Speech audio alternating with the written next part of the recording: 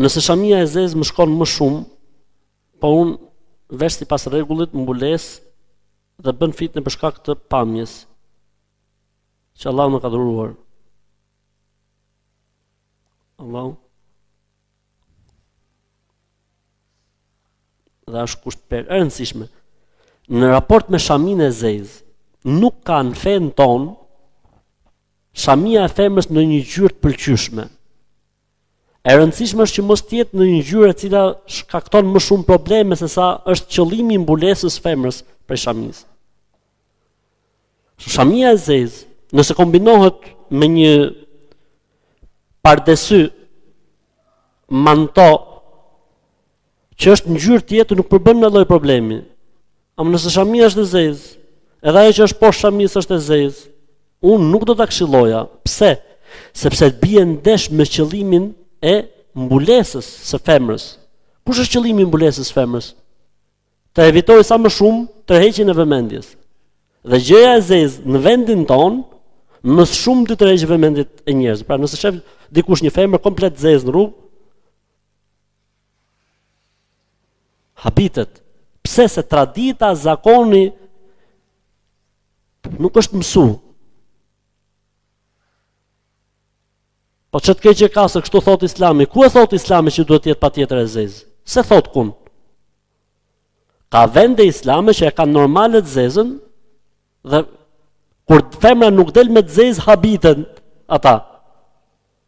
Kurse këtu ke ne është e kundërta. Dhe ligji i ngjyrës së mbulesës femrës nuk është ligj i përcaktuar në fe, po është ligj i lënë lirë që funksionon në saj të traditës dhe të zakonit ku jeton personin fjalë.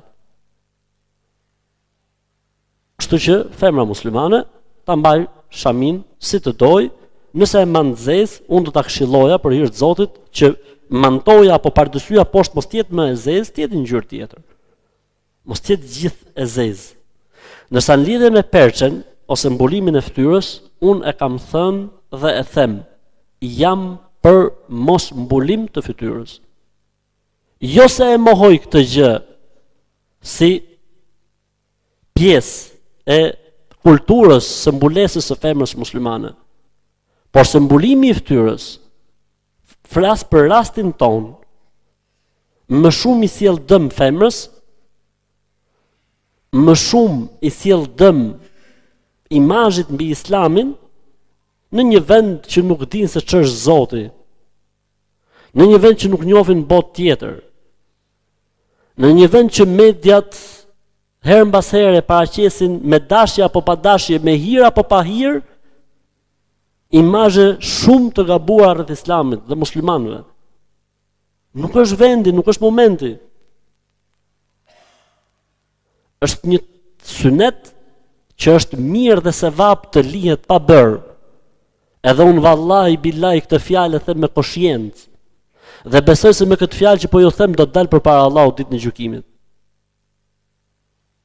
Zbatimi i një suneti që dëmton femrën, zbatimi i një suneti që dëmton jetën e një femre muslimane, zbatimi i një suneti që çon në dëmtimin e imazhit, nuk është mos sunet për të bërë, po është sunet për të lënë.